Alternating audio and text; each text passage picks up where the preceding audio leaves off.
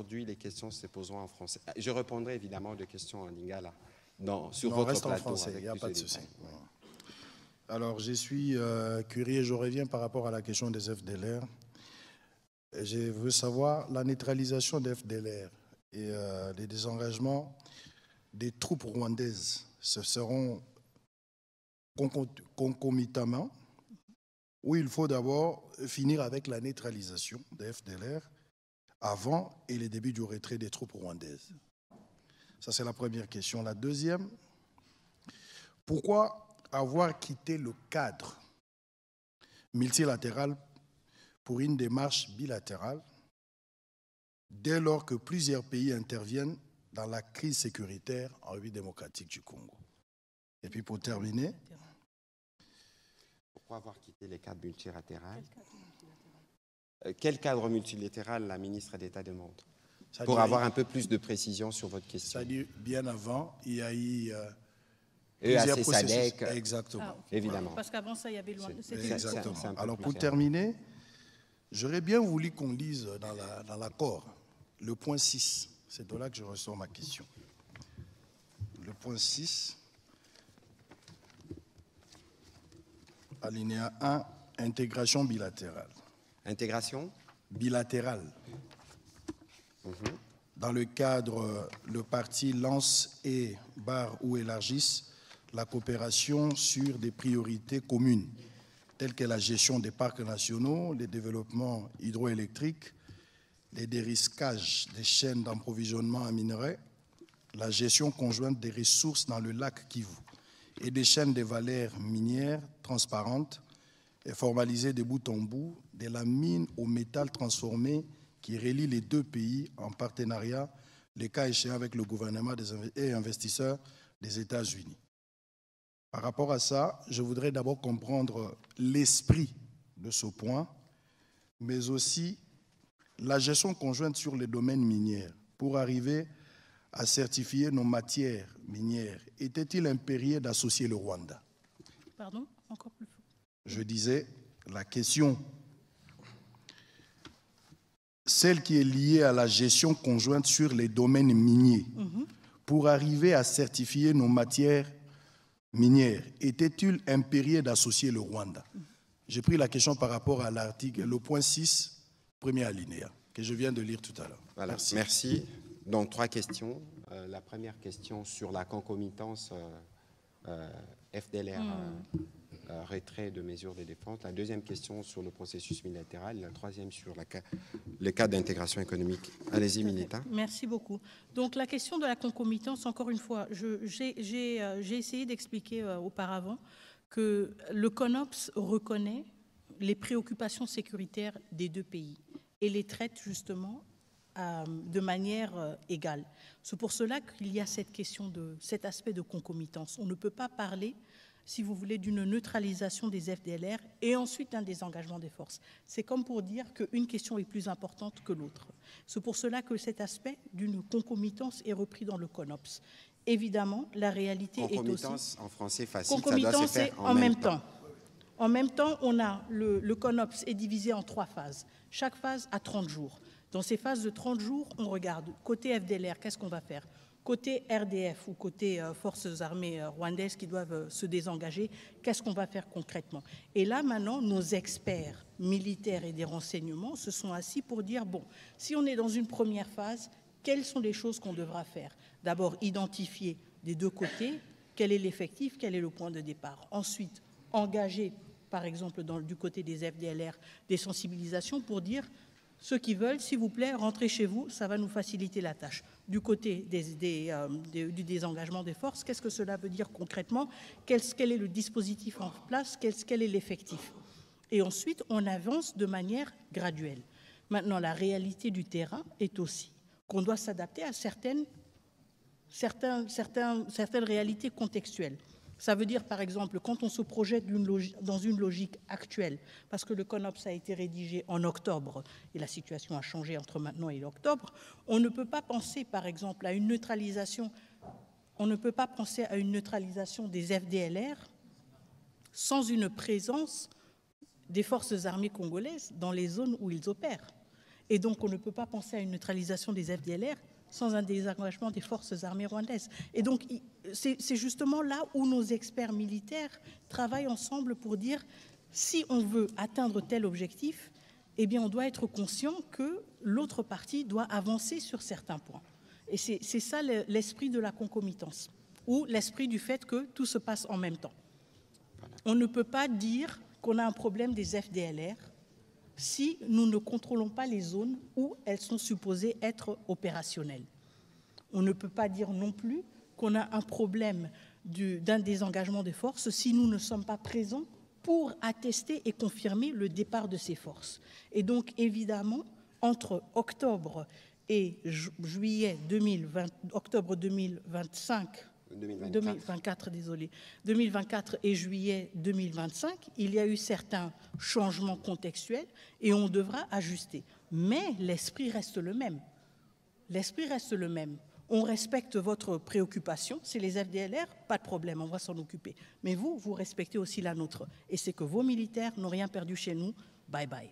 Et donc, c'est ça l'esprit de la concomitance. Les deux parties doivent reconnaître la validité de leurs préoccupations sécuritaires. Est-ce qu'on peut estimer le retour de la paix?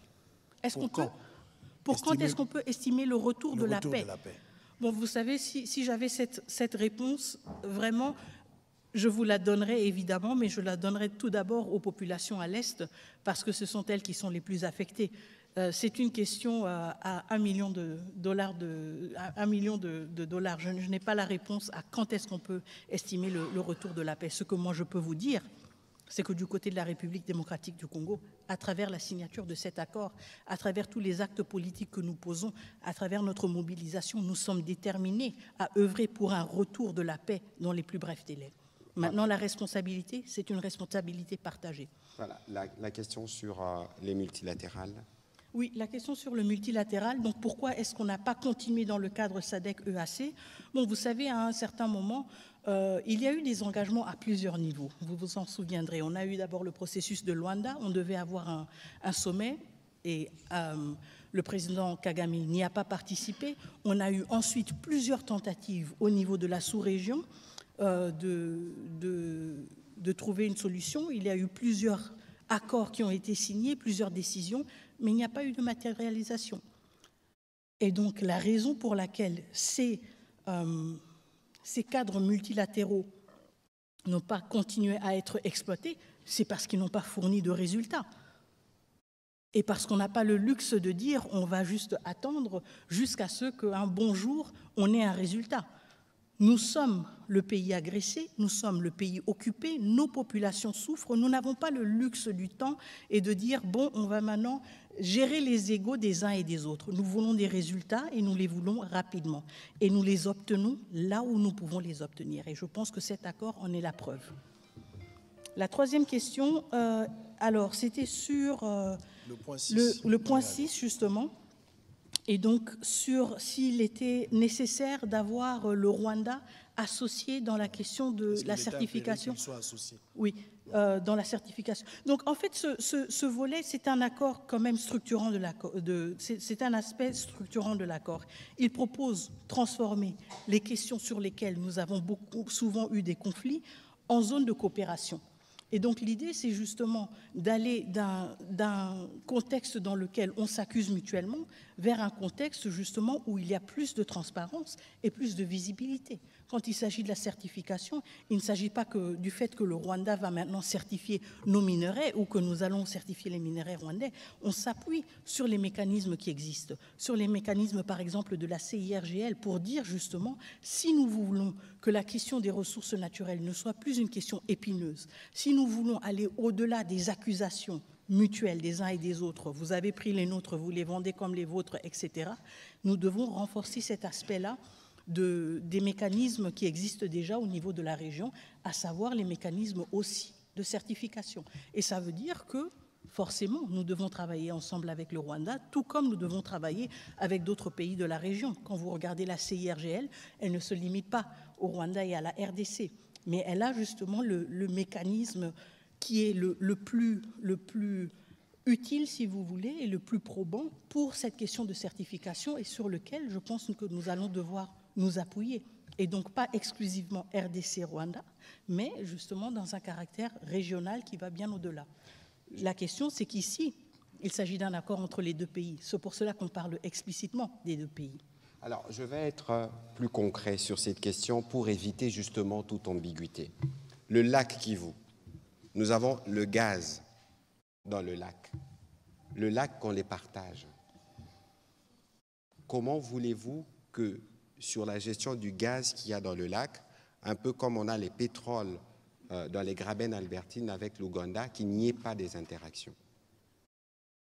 Première question, premier exemple. Deuxième exemple, le massif du Virunga, le parc de Virunga. C'est les mêmes massifs. Évidemment, il est plus grand, plus important en RDC et plus petit au Rwanda. On a des familles des gorilles qui vivent comme des humains. Lorsqu'il y a de coups de feu, ils se déplacent, ils traversent dans les mêmes massifs pour se retrouver. Donc, vous voyez que c'est les questions qui ont été abordées ici, c'est des questions qui nous lient. Nous connaissons tous les motivations de la guerre. Vous avez vu qu'on a sanctionné la raffinerie de Gasabo au Rwanda par l'Union européenne parce qu'elle raffine de l'or qu'il n'y a pas chez eux. Et donc ici, il faut s'assurer que nous avons pris toutes les précautions qu'il faut. Souvenez-vous de ce que la Mineta a dit précédemment ici. Nous sortons de 30 ans des conflits. Nous avons de millions de morts. Et donc, même si nous devons nous engager dans le cadre d'un partenariat économique, cela ne peut jamais se faire sans tenir compte de tout ceci. Et donc, Israël Mutombo, soyez bien apaisés sur le sujet. Ce qui a été abordé ici, c'est des choses qui sont vécues au quotidien et pour lesquelles nous, comme République démocratique du Congo, dans le cadre d'une paix restaurée, on ne peut que voir comment mieux faire. On a parlé d'électricité aujourd'hui, même aujourd'hui, Sénélac. Je vous ai donné l'exemple du Sénélac, du courant qui est produit Ruzizi en RDC, mais qui est donné au Rwanda et au Burundi dans le cadre d'un projet d'intégration qui a été mené par la CEPGL. Donc ici, il faut bien lire ce qui a été dit et le garder dans le contexte précis parce que vous avez des exemples des réalités qui sont déjà vécues sur terrain. On va prendre la prochaine question aussi. Comment nous sommes arrivés à signer l'accord avec le Rwanda alors que la démarche était celle de rechercher la sécurisation? Je crois que ici, Israël, on ne va pas refaire l'émission. La Mineta a dit que c'est un accord de paix. On a signé un accord de paix. Dans cet accord, on a énoncé des principes, notamment le principe de l'intégration économique. Et dans les principes d'intégration économique, on a parlé d'une intégration régionale, on a parlé de ce qui est bilatéral en partant de l'existant. Il faut bien comprendre cela pour que cela ne soit pas un élément de confusion. On aura l'occasion, je viendrai sur votre plateau pour aller plus en détail, parce que je pense que vous-même, vous avez des susceptibilités sur le sujet. Mais ici, comme le président de la République l'a dit en début de cette émission, aucune ressource de la RDC ne sera brandée. Madame Alexandra Branjon, allez-y s'il vous plaît. Et puis ce sera Eric Izami. Et puis on prendra la dernière question pour terminer. Madame la ministre, bonsoir. Monsieur le ministre, une question à nouveau sur les FDLR.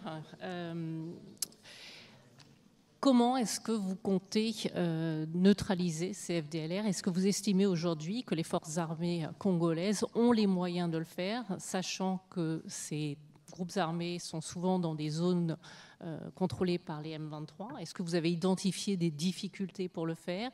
Est-ce que vous souhaitez une assistance étrangère? Tout à l'heure, vous parliez de la MONUSCO. Et enfin, est-ce qu'une opération conjointe avec l'armée rwandaise pourrait être envisagée? Merci. Merci beaucoup.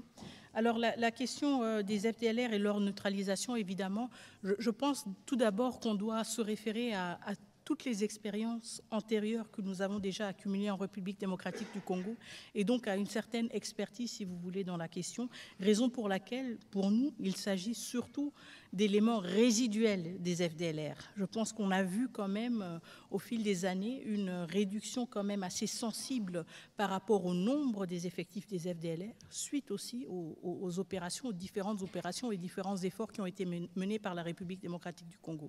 Donc, quand il s'agit de la question justement de comment s'y prendre, comme je l'ai évoqué au début, il s'agit tout d'abord de sensibiliser les FDLR qui sont rwandais sur la possibilité de retourner chez eux et la possibilité d'y être pris en charge à travers la commission de démobilisation du Rwanda et d'être réintégrés dans la société rwandaise. C'est le premier pas. Et nous l'avons toujours observé dans d'autres efforts, si vous voulez, pour gérer la question des FDLR.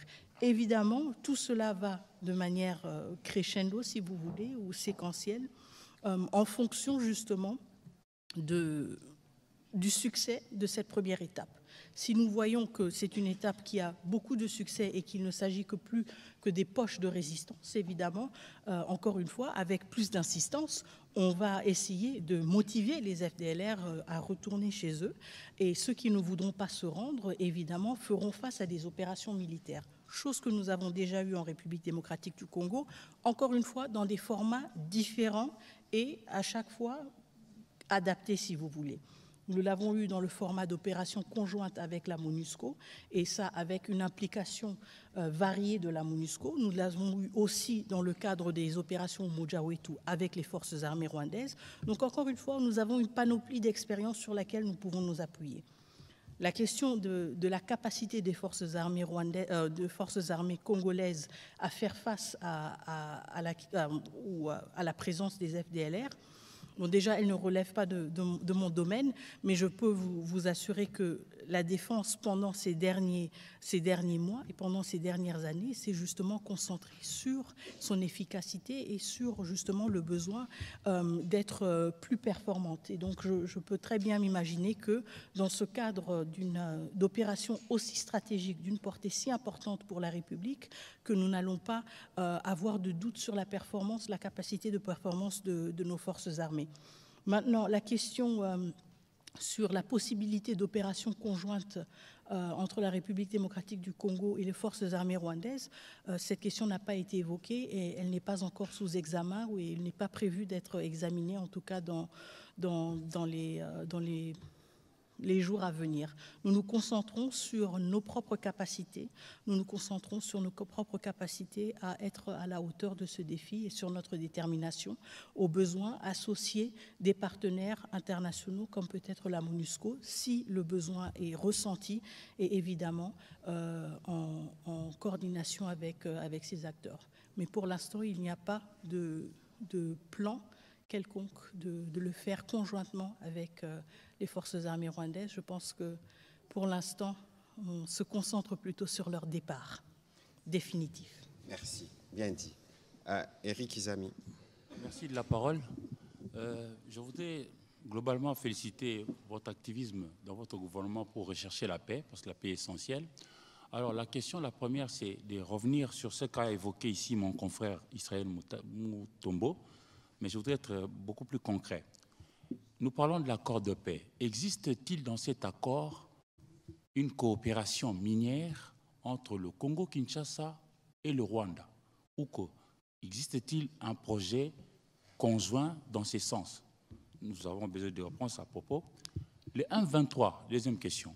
Le 1.23 exige pour poursuivre avec les pourparlers au niveau de Doha que Kinshasa puisse donner oui choses. Entre autres, il y a notamment la levée de poursuite de certains de leurs cadres. Qu'est-ce que votre gouvernement en dit? Et puis pour terminer, c'est la question au ministre Mouyaya. Je suis congolais, avant d'être journaliste, donc je partage votre avis que d'aller vers la paix. Mais vous nous expliquez de manière bien tout ce qui a été fait au niveau des États-Unis. Mais nous ne sommes pas en face de gens qui sont ou qui ont toujours fait preuve de bonne foi. Je voudrais, moi, garder en éveil mon sens critique. Alors je pose la question. Qu'est-ce que le gouvernement congolais prévoit pour que ce que vous nous expliquez aujourd'hui ne puisse pas être détourné par notre voisin, le Rwanda, qui depuis toujours crée toujours la petite bête pour nous faire de problèmes? Je crois que c'est une question qui est toute simple. On ne peut pas comparer les deux pays. Parce qu'ici, nous avons une opinion qui s'exprime dans sa diversité, dans sa pluralité, y compris sur des sujets où les gens n'ont pas toujours l'expertise qu'il faut. Il faut considérer avec la signature de cet accord que nous avons une ouverture pour aller vers la paix. Je vous ai rappelé ce que le président de la République a dit ici. Aujourd'hui, tout ce qui faisait l'objet des discussions, tout ce qui faisait l'objet d'affrontements entre les deux pays a été coulé sur l'accord. Et dans cet accord, le Rwanda s'est engagé comme la RDC. C'est pour ça que tous ceux qui donnent des avis dans un sens ou dans un autre, ils doivent se rendre compte que nous avons sur un papier l'engagement du Rwanda fait à la Maison-Blanche devant le président américain qu'on peut considérer comme un des garants de ce qui a été convenu. Aujourd'hui, nous, on n'a pas le temps, la ministre d'État est là, d'aller dans la polémique, là où nous voulons nous assurer que des vies humaines sont sauvées, que des femmes sont moins violées, que les enfants peuvent aller à l'école dans les bonnes conditions. Et cet accord ouvre cette voie. Et donc, il faut considérer que nous tous, un peu dans l'esprit de l'appel qui a été lancé le 25 avril, qui est évoqué dans les préambules de l'accord, nous tous, nous devons contribuer où nous sommes pour aller vers la paix. Donc, on va quitter le terrain de la polémique qui ne construit pas et on va nous tous nous assurer que le Rwanda qui s'est engagé dans cet accord doit, pour sa part, y contribuer autant que nous allons le faire. C'est à ces prix qu'on va montrer le caractère républicain et notre envie de parvenir à une paix dans la région. Voilà ce que je peux dire à ces propos. Madame la ministre d'État. Merci. Donc, je reprends les deux premières questions. La première question était, est-ce qu'il y a dans cet accord une disposition sur un accord minier entre la RDC et le Rwanda? Non. Lisez l'accord. Et vous pouvez lire l'accord. La deuxième question, les 8 conditions du M23. Comme vous l'avez évoqué, en effet, il y a le processus Doha qui est encore en cours. Apparemment, le M23 a jugé opportun de s'adresser, de prendre parole aujourd'hui, si je ne me trompe pas, pour évoquer 8 doléances qu'ils auraient. Je pense que ce sont des conversations qui ont lieu dans le cadre du processus de Doha et qui doivent continuer dans le cadre du processus de Doha. Nous n'allons pas nous prononcer là-dessus. Nous avons traité tous les processus, que ce soit le processus de Luanda, que ce soit le processus de Washington DC ou le processus de Doha, avec professionnalisme et respect envers les facilitateurs, avec discrétion, pour justement contribuer à un environnement propice pour avoir des discussions fructueuses. Nous allons maintenir cette posture. Ces conversations-là ont lieu à Doha, elles continuent à Doha. Merci. Voilà, Madame la ministre d'État, je pense que nous avons couvert tous les sujets. Les questions, elles peuvent encore continuer. Nous irons sur des plateaux. Non, je pense que dans l'exercice de ce soir, nous avons voulu être pédagogiques. Nous sommes là, d'ailleurs, nous avons débordé sur le temps du journal de la RTNC, sauf, si vous voulez, dans 2-3 minutes, on peut prendre 2 petites questions en série et on nous répond une fois pour toutes pour clôturer. Très rapidement, parce que je vous en prie, on va prendre la question de Madame Gino Rehema et de Monsieur Louis France. Alors, des questions qu'on nous prendrons en série et nous répondrons une fois pour toutes, s'il vous plaît. On commence par Monsieur Kouzike et on termine par Madame Gino Tabou. Merci beaucoup, Monsieur le ministre. La parole a été démocratisée. Madame, j'ai constaté que vous avez du mal à vous débarrasser des textes. Il faut poser des questions. Oui, c'est une question, s'il vous plaît. Posez votre question. Ce n'est pas une tribune pour des interventions. Vous posez votre question. On viendra dans votre plateau pour donner les détails. Mais ici, il faut poser votre question et on vous donne une réponse. Excellence, Madame la ministre d'État, nous sommes ici dans une matière précise de négociations en sociologie des conflits. Ça signifie que pour que nous tombions dans un consensus, il faut que chacune des parties perde une chose et gagne une autre. Vous pouvez nous dire et dire aux Congolais ce que le Congo a perdu en signant cet accord et ce qu'il a gagné, ce que le Rwanda a perdu dans cet accord, ce qu'il a gagné. Et la deuxième question, comment les facilitateurs, dont les États-Unis d'Amérique qui interviennent à titre de facilitation, sortent en tant que partie qui signe l'accord. Pourtant, le facilitateur n'est pas partie prenante aux négociations.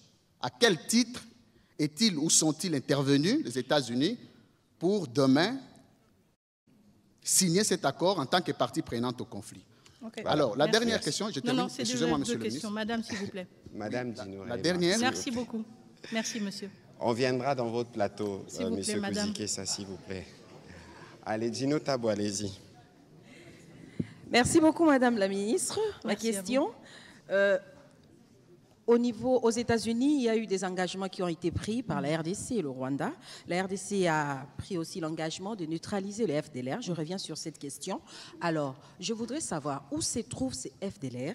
Vous les localisez où? Et aussi, ils sont estimés au nombre de combien? La deuxième question, M. Boulos a déclaré dans une interview, il a confirmé l'influence du Rwanda sur les M23.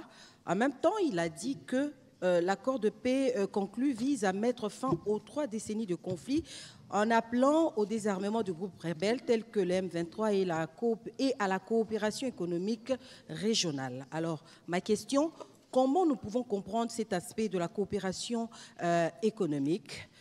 Donc, c'est-à-dire comment se fera cette vous revenez sur coopération une question économique qui a déjà été posée et reposée. Permettez que sur cette question, la ministre d'État ne réponde pas parce que nous en avons parlé abondamment. Sur la question de la localisation des FDLR, comprenez aussi qu'ici, il y a des questions qui relèvent de la stratégie militaire. La ministre d'État pourra faire un commentaire, mais aussi de ce point de vue, il faut considérer qu'on ne peut pas s'étendre sur d'autres aspects parce que c'est des aspects qui relèvent justement même pas du ressort de la première diplomate après le président de la République, mais des états-majors de nos forces armées. Madame la ministre d'État, pour les questions qui vous ont été destinées. Parfait, merci beaucoup. Alors la première question, qu'est-ce que la RDC a perdu et qu'est-ce que la RDC a gagné? Et idem pour le Rwanda.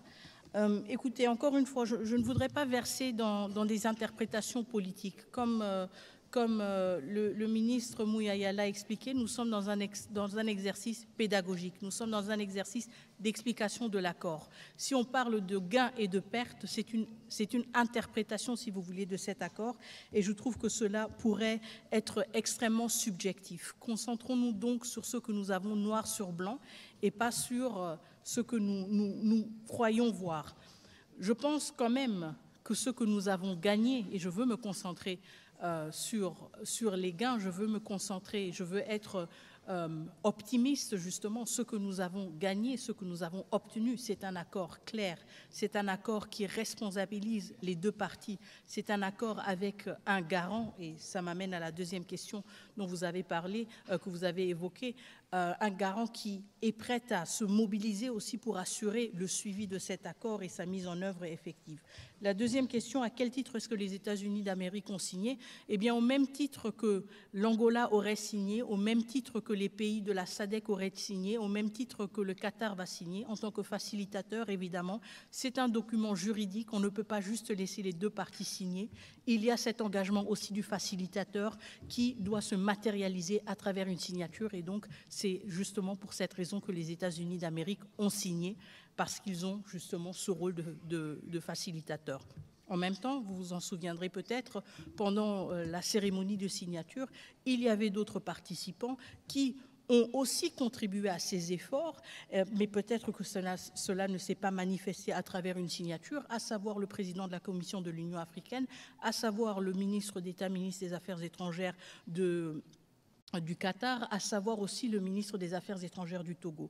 Juste pour vous montrer justement que cet accord est le fruit de plusieurs efforts, mais spécifiquement dans ce cas-ci, le fruit aussi d'une facilitation assumée par les États-Unis d'Amérique, et donc à juste titre, ils ont signé cet accord avec nous dans leur qualité de facilitateur, tout comme ça aurait été le cas si cet accord avait été signé en Polynésie ou je ne sais pas, en Indonésie ou n'importe quel autre pays du monde. Quand un pays est facilitateur, il a aussi cette responsabilité-là d'apposer sa signature à cet accord. La troisième question, c'était sur les FDLR, sur les effectifs des FDLR, sur le positionnement des FDLR. Comme le ministre l'a indiqué, nous n'allons pas pouvoir nous pencher sur ce genre de détails opérationnels, mais ça nous ramène encore une fois au rôle du mécanisme conjoint de coordination de la sécurité qui justement a ce travail-là, d'établir, si vous voulez, un point de départ, d'établir une compréhension partagée Où sont-ils? À combien sont-ils? Quelle est la réelle menace qu'ils représentent? Tout comme pour la question du désengagement des forces, ce travail-là devra aussi se faire. Quels sont les effectifs dont nous parlons? Où sont-ils positionnés? Si nous voulons passer à la mise en œuvre de ce CONOPS, évidemment, comme vous l'évoquez, ces questions sont tout à fait légitimes et pertinentes et vont être justement au cœur du travail de ce mécanisme qui va être mis en place. Nous n'allons peut-être pas tous avoir les détails de ces informations, mais pour que ce travail se fasse de manière efficace, il devra y avoir un point de départ qui permettra justement d'évaluer le progrès et le succès des efforts et des opérations respectives. Voilà, Madame la ministre d'État, nous avons en tout cas terminé cet exercice pédagogique. Il était lent, mais comprenez qu'il y avait... Il était aussi pédagogique pour moi. Voilà, qu'il y avait beaucoup de questions et qu'il était important que le peuple congolais puisse être fixé et édifié de cet accord qui a été obtenu évidemment grâce aux efforts diplomatiques portés par le président de la République lui-même, la première ministre, la Mineta et toute l'équipe, parce que finalement c'est un travail qui a été fait par plusieurs. C'est un point de départ. Madame la ministre d'État, quels peuvent être vos mots pour terminer l'exercice de ce soir? Tout à fait. Je pense que le mot important ou l'expression importante ici, c'est effectivement un point de départ. Comme je l'ai dit à Washington DC, c'est maintenant que le vrai travail commence. C'est un travail qui nous concerne tous en tant que Congolais et Congolaises, en tant que citoyens engagés, que nous soyons membres du gouvernement, que nous soyons membres de la société civile, de la presse ou citoyens engagés et épris du souci de voir la paix se matérialiser dans notre pays. Notre travail à nous tous commence maintenant, à commencer par l'appropriation de cet accord, sa compréhension, sa lecture évidemment, la curiosité qui devrait nous animer justement, devrait nous encourager aussi à avoir des conversations les uns avec les autres pour mieux comprendre cet accord, mais aussi se pencher concrètement sur les réalités qui doivent rapidement se transformer, en particulier dans les zones encore sous occupation à l'est de la République démocratique du Congo.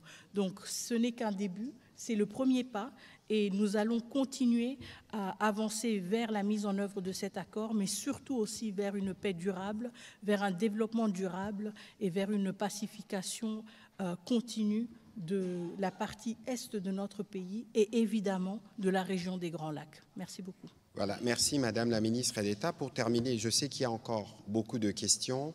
On n'a pas pris de questions à Lingala ce soir, mais Flavien Roussaki, on fera une émission à Lingala, ou Peter Tiani, on fera des émissions, parce qu'il nous faut apporter de la pédagogie pour qu'il y ait de la compréhension de ce qui a été convenu.